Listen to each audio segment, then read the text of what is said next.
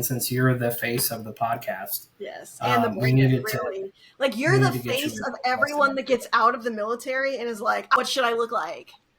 I got it. Do you remember a couple of years ago, it was military, and the knee-jerk reaction was like, we need to do a new annual training all about white supremacy and the Boogaloo Boys and all that. And I remember sitting in the office, and I didn't have to participate because it was like, oh, you'll be able to identify them by their beards and their shirts and their tattoos of the Pledge of Allegiance. I'm like, picture came up, and I looked over at Nick, and I nudged him. And he just did one of these and was like, God, come on. You nudged me, and I look over, and the whole room is like, yep. The whole room's like, that's the guy. I felt like I had to be like, no, he's cool, don't worry about it. He's got a black friend. LaShawn, get over here, quick! LaShawn, get over here. Oh, shout out to LaShawn. So I had something for your initial intro, Amanda, when you were talking about being like having all these different hats on, because for me, like, I did this as a hobby for 3 years. Yeah, but then you jumped, like, we were joking earlier about how you're the stay-at-home dad, but you jumped 100% all in, like sink or float, or sink or swim, like you went all in. I mean, sink or swim with a spouse that makes well into the six figures, though. Yeah, I was lucky enough that, because my initial plan was to go and work with the 160th or 5th group, to be a contractor for them. I was talking to a couple of different people and getting my resume out. And when Ashley came back from meeting with the customers and actually putting an offer in on this house, she came back and she was like, hey, by the way, like, you're done. You're a kept man now. I was like, I'm done. What? She was like, you're doing the shop full time. Like, that's why we're moving to this area. That's why, like, we picked these things specifically so that you could have land for the shop, and financially it would be responsible. Go. And I was like, right now, go. So I got a little bit of a break as we were moving out of the house and getting adjusted to this house in Tennessee. But then once the lathe got shipped to Tennessee, like, I was back out in the garage making stuff. And the big difference that I realized is the amount of, like, if I scroll through my phone, of the amount of pictures and videos and edits that I have taken of everything that I have done in the shop. It's hundreds and hundreds of hours of stuff that I didn't really do before. I would film 10-second clips before of just like, look at this, look at this, look at this, and then post on Facebook and Instagram and hope that somebody liked it. Now, everything is a whole production. I was talking to a buddy of mine who's a bit of a bigger maker than I am. And I told him, I was like, I have at least 20 takes in my phone right now of a 40-second video that's going to be funny for like 30 people. And I only need 4 of those takes. I only need 4 to edit together. But I have so many where I'm just like, hey, no, God dang it. Like, stupid idiot. And my buddy was like, I spent the last 2 hours setting up my lighting to get the perfect lighting for a 5-second shot. It tells you you're going to do that when you branch out to do something like this, and you're promoting yourself on social media, because you don't want to pay somebody else and send them your videos and send them your edits. Pay someone else. You don't have the budget yet. Hmm? I said, or you can't pay someone else. Yeah, no, I can't. No, that's 90% of what I do is, I get it. I'm a made man, as you guys say, but at the same time, like, you're not in the mob. You're not a made man. I'm kept man. Yeah. I don't want to have another show. I don't want to have to feel like that and constantly have to ask, like, hey, I need this for this, and I need that for, like, I need this tool for this, and Ashley's like, okay, fine. And occasionally I'm just like, can I make this thing with the tools I have on hand and make it work? And most of the time I can't. Like, Nick, you saw my workbench. literally corner. Like that's what I was kind of chuckling when you were like, oh, I had a corner. Now, you ain't Yeah. kidding. Like, it was the Well, it corner. started. So the start of that corner was we were throwing out our old dresser when we moved, and I went to pick it up, and the top came off the dresser in one piece, and I went, "That's a solid piece right there. You know what? That's a workbench top." And I took it downstairs and I mounted some legs to it and I mounted a little shelf on the bottom of it, and that was my very first workbench ever. Was the top of our old dresser in Hawaii, and everything else was built off of that. Like, it wasn't built pretty, It was not. it wasn't perfect, It was pretty but janky. it was useful, Yeah. and it was built for the things that I needed to do. When I was first doing it and I wasn't doing rings, I had that one top. And then when I got the lathe, I was like, I've got to build an extension. Let me build an extension. And then I got the drill press. I was like, let me build an L shape off of this and figure out how to connect things with whatever scrap wood I've got.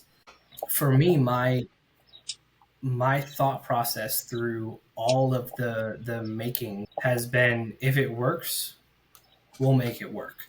If I don't have to go through and spend extra money on a different tool or a different material or whatever, we'll make it work.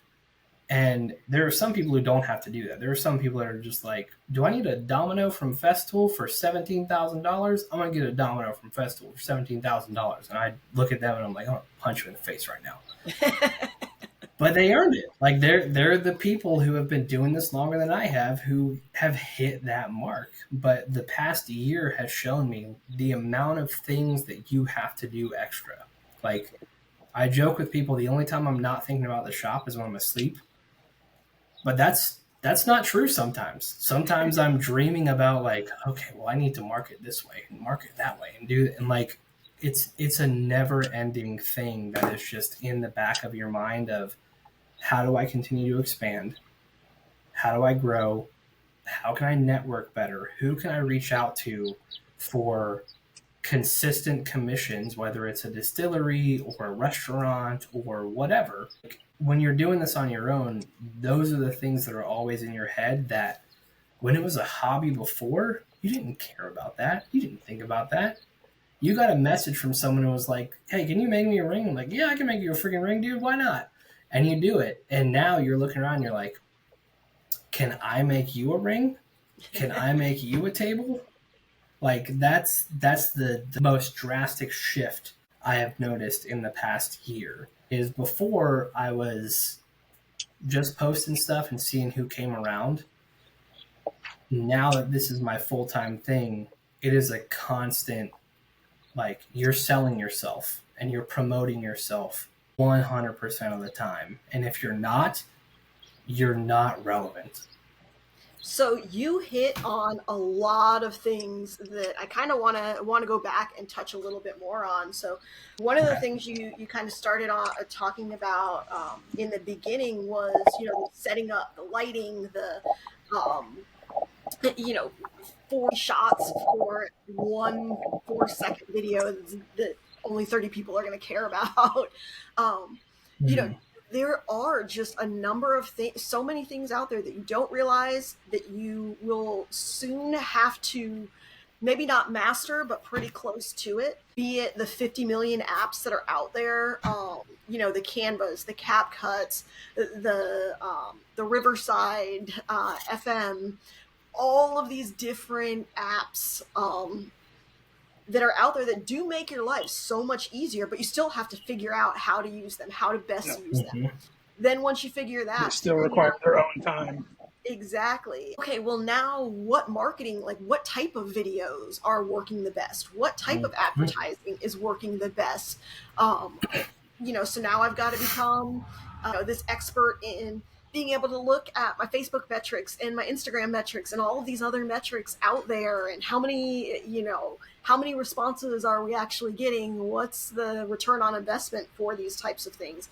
And you're having to do so much of that. So it is such, like, you're learning so many things, both about whatever your craft is, So I mean, I can tell you all, 100 different blank shirts that are available out there, and what percentages they break down to, and what type of transfers I have to use, and depending on the design, is it a screen print I'm going to go with? Is it a direct to film, or should it be sublimation? Depending on what that design is, which are all things that now really go into when I am designing a new Mm-hmm. shirt or a new mug or a new thing. Like, okay, I have to have all of that. What materials am I using? What type of heat am I using? All of these other things, in the back of my mind, just as I'm designing. How do I use this new Yeah. design where, Yep. And it's let things alone that you probably didn't think about or care absolutely about nope. prior to terminal rank. Yes, I could None have. whatsoever. But you had to become an expert like that. Yep. Like, I could have cared less about social media beforehand. And you can Yeah. really kind of see that. Um, hey, it's part of what you have to have just to be someone that people trust from buying. And then on top of Yeah. that, there is our particular type of company. We do tend to be more of an impulse buy. We do tend to be something that, especially starting out, people want to buy it in person, which then means we now have all types of Yeah. vendors we have to work with, getting into stores. Once you're in those stores, making sure things sell, because you are ultimately paying for that shelf space. You are paying for that vendor event, so you have to make it as successful as possible. And that's just to get your name out there so you can eventually get to a point of having a brick and mortar and relying on online sales. So, Yeah. so much of this is really being able to expand, like, your scope of what you thought you were getting into this business for. Um, Yeah. I think there's And also, that's the hardest part. yeah, and putting yourself out there. One of the other things is, I think, you have those two groups of people. You have like the, fuck it, let's fuck around and find out people, and then you have the planners. And I usually Mm-hmm. fall more into that analysis paralysis, phase of planning, where I'll plan everything out, and then you just get so caught up in all of the details that you end up not starting, not pulling the trigger. And you just have to be willing to get out there and do the ugly thing, do that, make that broken desk a workbench. You've got to figure out how to do that. Yeah. And I do think that's Yeah, but one of that's where we kind of have a little bit of an advantage, is that being that we have three people in our little thing, like, you might try to drag your feet on something, and I'll be, what, I don't care what it looks like. Let's just do it, Yeah. and we'll adjust from there. And really, we That's have why someone that, I was so excited when I saw the first terminal rank stuff come out that I was like, oh, well, my first thought was, oh, Nick and Amanda are doing this. This is going to be fantastic. And then I think I messaged Nick and he was like, well, it's me, Amanda, and Zach. And I was like, well, what's Zach doing? And he just went, Zach's doing his we'll stuff. figure it out. He's, he's, he's figure doing it his out. best. He doesn't have a title yet. I didn't say this to Nick initially, but I was like, Nick, man, like, why didn't you bring me in the fold? Like, I could have introduced you guys to people. What the fuck, dude? And then within like a week, Amanda messaged me and was like, hey, we've got some stuff coming down the pipeline, and I think we want you to be involved. And I was like, please give me something to take up more of my time, because I'm losing my mind over here with the amount of videos that I have to edit and all of the other crap that I have to do that has nothing to do with ring making, which is exactly what you said, Amanda. You will do 10% of your initial want for your business when you are starting out. And that's could not have been more true. And Half the time I look at it now and I'm just like, you know what? I can go out to the shop today, or I've got some videos to edit and I need to edit them. That counts for business. yeah. And I go through and I do that because it's air conditioned in here and it's nice in here. But it's still just, I never thought that I would be in that position where I was like, oh yeah, I'm gonna forego making a ring to edit a bunch of videos because I need to grow my brand. Yeah, it's and I think that's part of what lends veterans so often to like make that leap is because we spend so much time in the military just reacting and being like, oh, well, fuck it. I don't care that if it's going to work 100%. I need something that's going to work Mm-hmm. now. I'll take the 80% now. We'll worry about the next 20% later. And I mean, I think it's evident by we started a podcast and we still haven't figured out the name of it, which Yeah. is a little bit indicative of some of those changes that come both through the military and through starting your own business. I remember when I went to the MIC initially, I'm actually not a big extroverted person. I am more of an introvert. It doesn't mean I don't speak my mind. We all know that that's just a lie. But the reality is when it comes to like introducing myself to a stranger and like, oh, by the way, here's my business, like that's not me. So that was one of those things that, hey, Yeah. I had to get comfortable with doing that. I am not comfortable in front of cameras and I don't particularly like posting lots of photos of myself. If you were to go to my personal social media, it is memes and pictures of my kids. So to then have to put yourself It out there checks out. constantly, that is a new skill that you have to learn in and of itself that not everyone is willing to actually do because it is terrifying and it is, it's almost like you go back to being that kid in high school of like, what if they don't like me? And then you're like, I'm a grown up, damn it, fuck them. Dude, that's 80% of the videos that I post. If I put my face on camera, I rewatch that video and I'm like, Yes. dude, what are you doing? You said that too fast. Your voice sounds terrible. What is going on right now? Don't post that, you stupid idiot. And then I'm like, I have to. If I don't post it, then I'm not gonna. It's not the video's not gonna make sense. So I It's got to like the get comfortable with. it's Sorry, like go the ahead. takeaway. It's like the takeaway for everyone just starting out or thinking about starting out. Honestly, if I could say one thing, it would be one, just fucking start. Like, I mean, fuck it. Yeah, Two is just rip the band-aid off, do 5 social media posts with your face in them, and release them every single yeah. day. Even if you don't go back and look at them, which you probably won't if you're anything like me, because I full send and then I'm like, I'm not looking at that ever again. um, I hate seeing it that much, um, but yeah, is get comfortable being uncomfortable because I mean, Yeah. even when you think you've got things going right, there is always something right around the corner that is just ready to like, you didn't get this permit. There's this paperwork that you forgot to Yeah. file. You thought you filed this the right way, but you also need this EG number to file federal taxes. And like, oh fuck. Yeah. So it is always something, and you've got to have that like finding those other people out there to help with it and not being afraid to reach out to those strangers in the small business groups that you join and in the just in the world, like, oh, you own a small business, hey, how the hell did you tackle this problem? Like, ask the Mm-hmm. question, because even if they don't have the answer for it, okay, well, now maybe you have another person to like, come on, we're going down this down this venture together and we're gonna figure it out. And just having that network you could reach out to and start, hey, am I off base with this? Hey, has anyone done this? Hey, how do I do this? You will eventually find those mentors out there to help you along the way. And that's been another thing is the more we've put ourselves out there, I think the more Mm-hmm. small business owners we've met, number one. Number two have been the more people that have been willing to like, yeah, like I'll introduce you to this person. Hey, I know this other person. So Yeah. just not feeling like you have to immediately start with hundreds of thousands of followers because one, you're not going to. You're gonna have like 100 followers for fucking 2 years, if that, if you're lucky.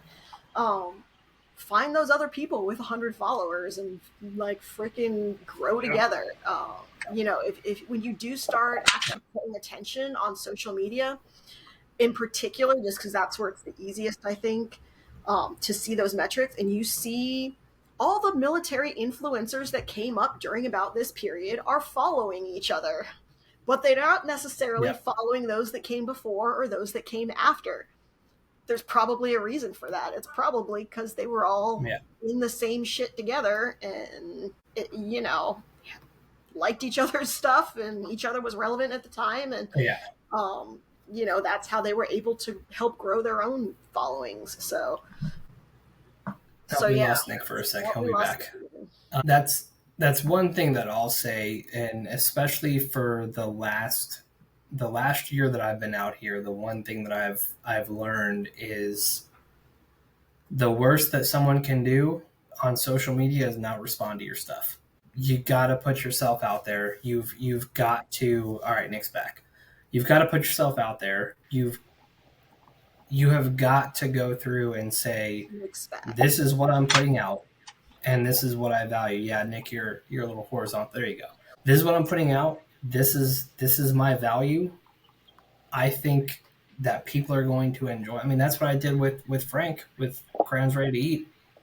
I tagged him on a whim, and it blew up into something I never thought would happen, and it has opened the doors for a lot of different things. And it wasn't until after that interaction that I started actively looking for opportunities to reach out to people and say, I've got something that I think will benefit you.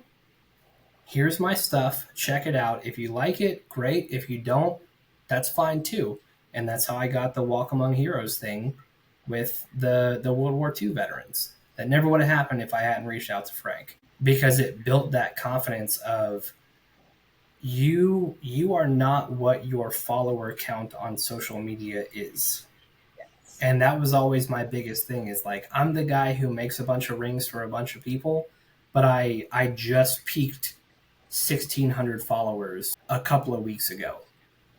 Like, I follow people who have hundreds of thousands of followers. I've made rings for them. They post it, and I get a couple of ticks here and there. And I always associated my success with how many people followed my stuff, and not what I was actually putting out and producing. And once I started doing that, and I started actively reaching out to people and taking a chance, that was when things started to change. I mean, I'm still at 1,600 followers. I'm not making $1 million a year, but I have opportunities that I would not have had,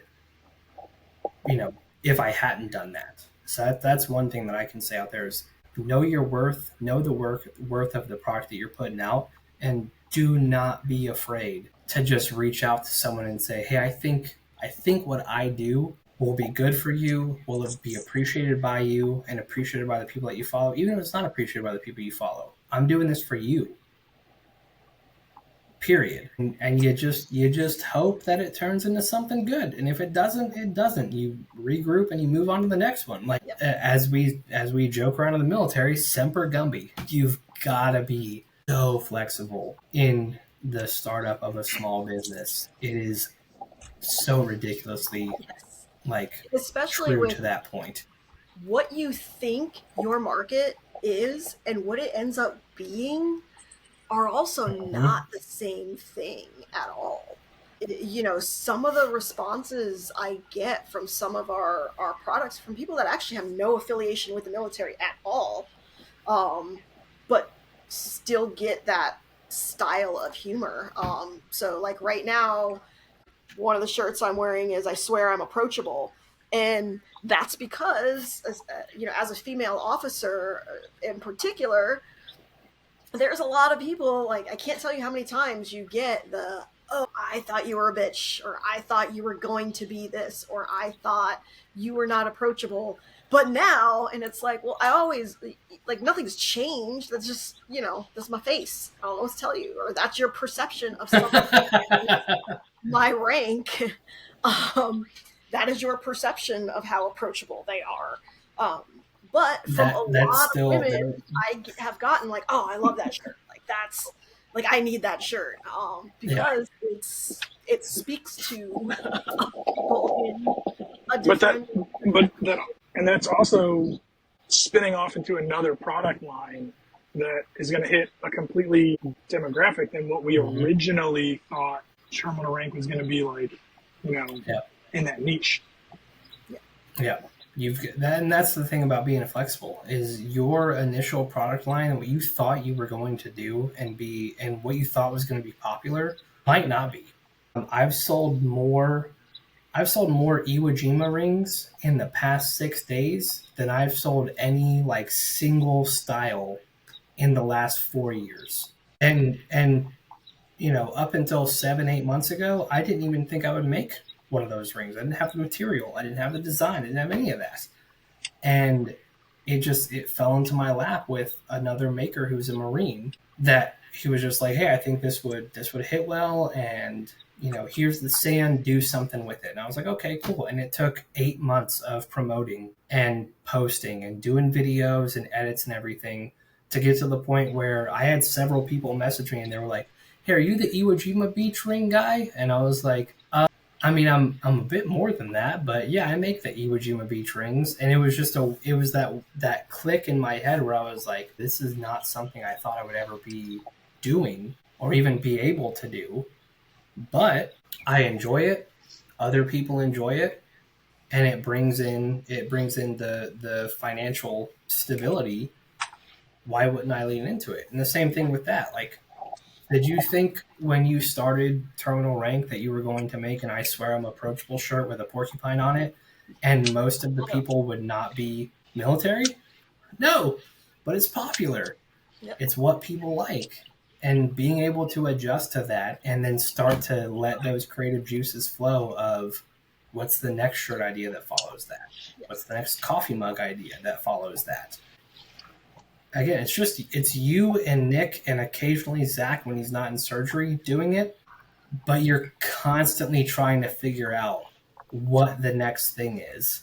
And that's one of the hardest parts about being a small business owner is you're constantly trying to figure out the next thing that's going to make you profitable, which can be overwhelming at times. So speaking of Zach, Side note. Yeah. Go ahead.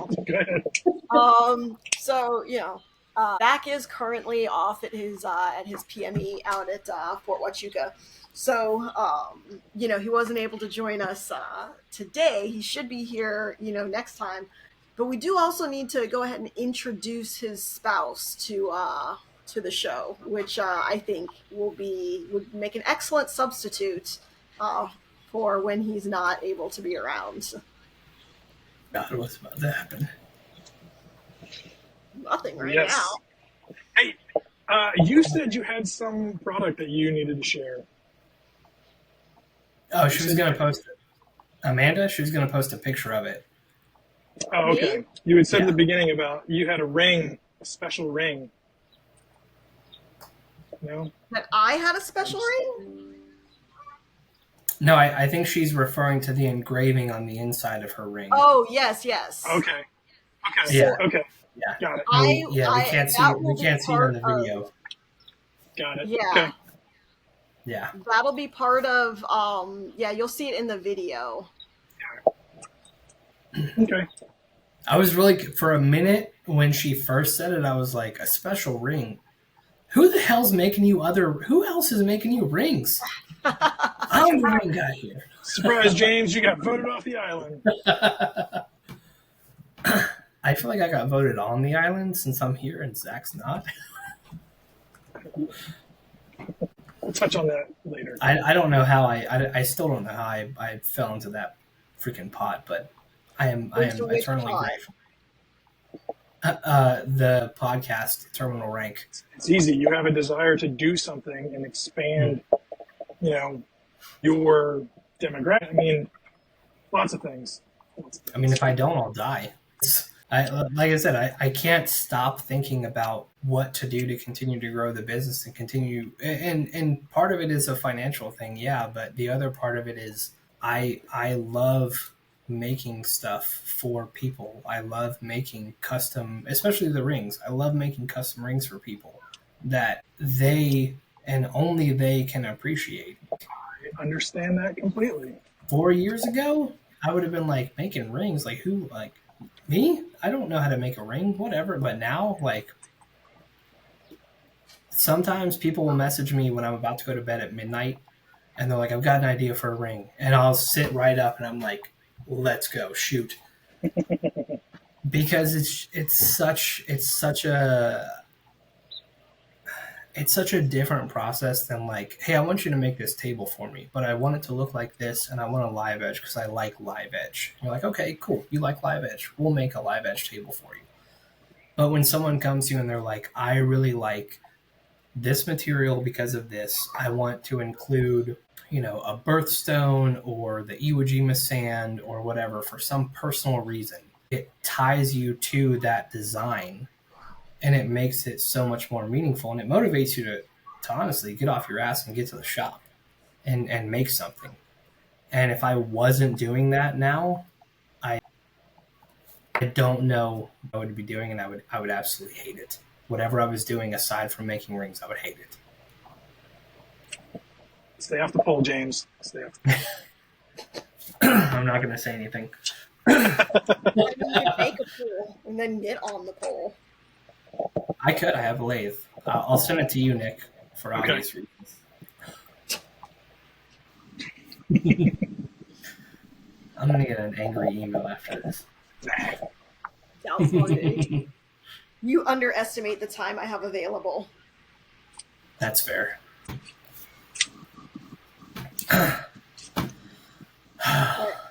All right. Are we now at a wrap-up time? I think now. I think you should have enough to make a couple of good content until we post again. So now join us next week where we talk to Jay Roberts about all of his business ventures and coffee, politics, whiskey, warrior games. Yeah, the whole gambit. Yes. Maybe he went to space too. Who knows? He is the first astronaut to go to Mars. He's already colonized it. He'll be back, for our next podcast. Just in time for our next podcast. So, just in time. Okay. We will see you guys next time.